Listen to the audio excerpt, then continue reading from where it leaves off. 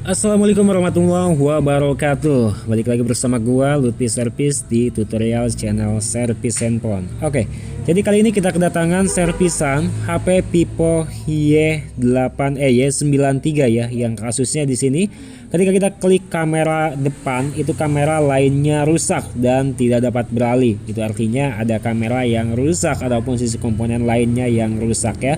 Nah, ini bisa jadi disebabkan oleh softwarenya yang rusak ataupun hardwarenya yang rusak. Jadi kita bakalan cek terlebih dahulu. Kita cek dari tegangan, kita cek dari yang pertama dari softwarenya terlebih dahulu ya. Dari kita klik ataupun kita pilih salah satu aplikasi kamera. Kita masuk di sini ya. Kita cari terlebih dahulu. Nah, masuk, oh iya lupa, masuk ke setelan tambahan ataupun pengaturan lainnya. Di situ ada pengelola aplikasi, pusat aplikasi. Nah, di sini kalian bisa scroll aja ke bagian bawah dan pilih kamera. Nah, kuncinya di sini kalau misalkan ada pengaturan, setelah pengaturan kita bisa klik penyimpanan dan hapus semua data yang ada pada kamera tersebut. Dan kayaknya HP ini juga bekas di reset ya, karena nggak ada aplikasi sama sekali. Mungkin user ya intinya penasaran ya apakah programnya yang rusak atau bukan. Dan di sini gue buktikan lagi kamera masih tetap sama rusak. Jadi kita bakal langsung aja eksekusi pada bagian hardwarenya. Untuk kerusakan kamera pada Vivo Y91, Y93 ataupun Y95 itu mesin dan juga LCD-nya sama. Jadi mesinnya pun juga sama, otomatis cara penanganannya pun juga sama. Nah, gue pun juga pernah upload ya, ataupun pernah berpengalaman pada kasus yang satu ini. Pada tahun 2020 lalu, gue mengalami kasus sama juga seperti ini dan kasusnya hampir sama dengan ini. Tapi kasus yang sebelumnya adalah kasus kamera depannya itu rusak. Dan ketika kita membuka WhatsApp, kalau kamera depan pada WhatsApp itu bisa digunakan. Akan tetapi kamera depan ketika di WhatsApp itu bisa digunakan, tapi kamera depannya itu dalam keadaan terbalik, muka kitanya itu jadi kebalik, jadi ada di bagian bawah gitu guys. Nah, untuk flash juga ataupun senter tidak bisa digunakan apabila kerusakannya itu parah pada komponennya. Adalah komponennya itu di belakang ada tutupnya ya. Jadi kerusakannya sama. Kalau ini flash ataupun senter itu bisa, kamera depannya doang yang nggak bisa. Kalau di WhatsApp bisa atau enggak, gue tanya ke user, karena WhatsAppnya pun juga sudah dia install, jadi dia belum coba sama sekali. Bisanya itu WhatsApp untuk video call ya. Kita buka aja, telanjangi semuanya. Dan kalau gue lihat tadi di kameranya itu nggak ada yang copot untuk kamera depannya. Dan kita lihat juga untuk kamera depan ini si konektornya itu, mau yang di mesin ataupun di kamera semuanya dalam keadaan bersih aja. Jadi nggak ada korosi ataupun bekas kena air. Jadi bukan dari jalur konektor kamera ataupun si kameranya, ini masih terlihat normal dan juga semuanya masih out orian ya. Nah, di sini adalah sebuah komponen yang terhubung ke jalur kamera ya, baik kamera belakang ataupun kamera depan. Jadi kita bakal eksekusi untuk jalur-jalurnya. Pastikan kalian tonton hingga selesai. Durasinya lumayan cukup panjang karena ada problem, karena HP ini pun juga pernah diservis ke orang lain. Jadi servisan ini adalah servisan kedua yang menangani kamera depan yang tidak bisa dibuka ya. Jadi ini adalah lemparan dari counter lain mungkin, tapi user sendiri yang bawa. Jadi kata user juga tadi, ini bisa ditunggu apa enggak? Kata gua bilang bisa, tapi user bilangnya begini, kalau bisa berapa hari gitu. Padahal kan gua sudah bilang bisa ditunggu, tunggu aja untuk mengecek kerusakannya. Dan mungkin pengalaman dari counter lain itu pernah dioprek dan juga nggak beres dalam beberapa hari mungkin ya, atau pernah ditinggal juga. Dan ini user memilih untuk ditinggal karena nggak percaya juga pada servisan ataupun pada gua gitu. Kenapa kasus yang pernah ditangani di counter lain kenapa bisa ditunggu? Jadi user memilih untuk ditinggal dalam satu hari. Dan teman-teman perlu teman-teman ketahui bahwa komponen yang ada di bagian pojok sebelah kiri ya, dekat banget dengan bagian kamera belakang ya.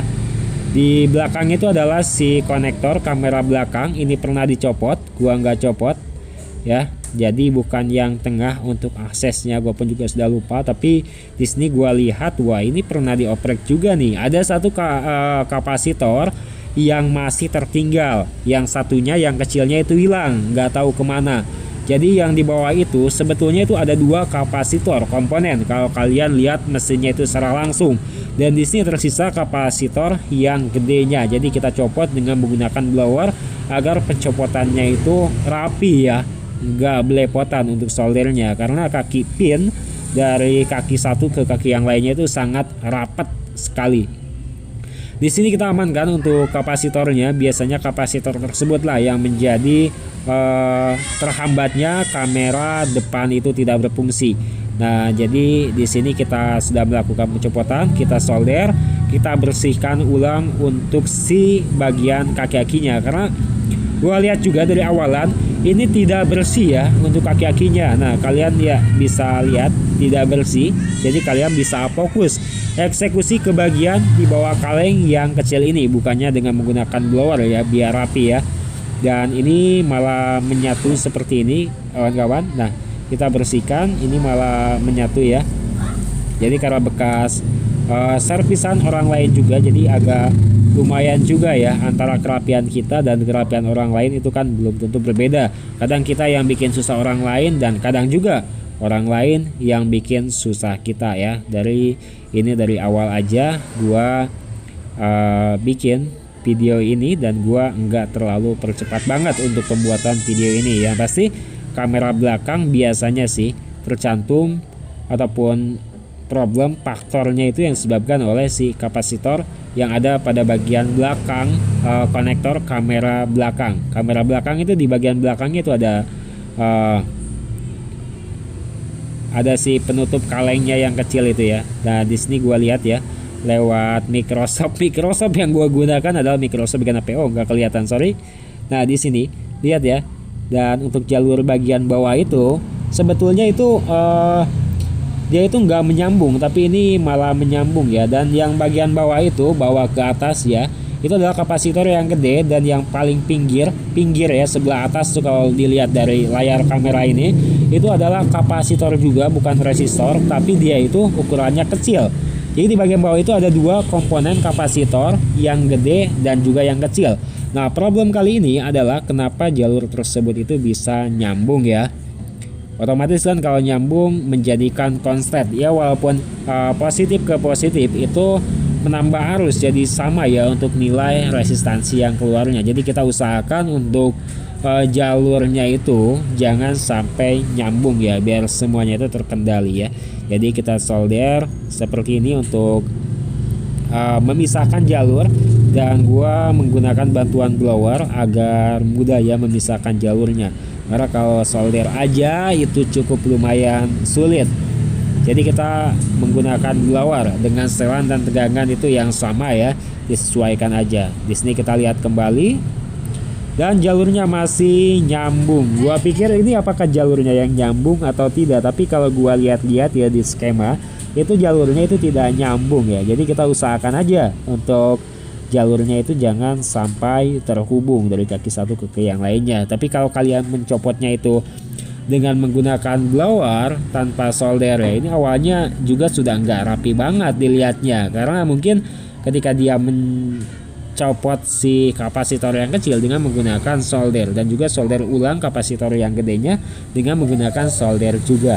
Jadi di sini gua copot aja semuanya ya. Kapasitor kecil itu udah nggak ada, kapasitor besar ini kakinya malah nyambung, dan gua coba untuk menggunakan bantuan load pad, bukan load pad tapi Goodwick ya, Goodwick, tapi masih aja di sini kita bisa lihat lagi dengan menggunakan Microsoft, karena kalau nggak ada Microsoft ini mata agak kurang ya penglihatannya ya, karena aksesnya itu sangat sempit sekali dan juga sangat kecil-kecil sekali untuk komponen yang ada pada bagian HP ini ya. Jadi kita fokus ke satu jalur aja. Kalau HP-nya yang belum dioprek-oprek ya mungkin dalam waktu 5 menit juga udah beres ini ya servis ya.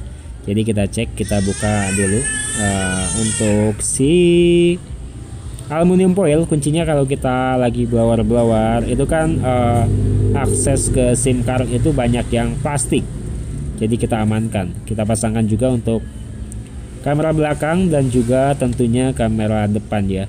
Kita pastikan semuanya sudah benar-benar terpasang dengan sempurna. Nah, jadi kita bakalan uji tes. Tapi di sini kalau gua lihat ya masih nyambung ya. Ini durasi ke 10 menit, artinya masih ada 5 menit lagi pembahasan yang harus gua bahas. Gua rekodnya itu lewat belakang layar ya. Nah, di sini sudah masuk ke halaman menu utama. Kita cek untuk kameranya, kalau center di sini sudah normal ya.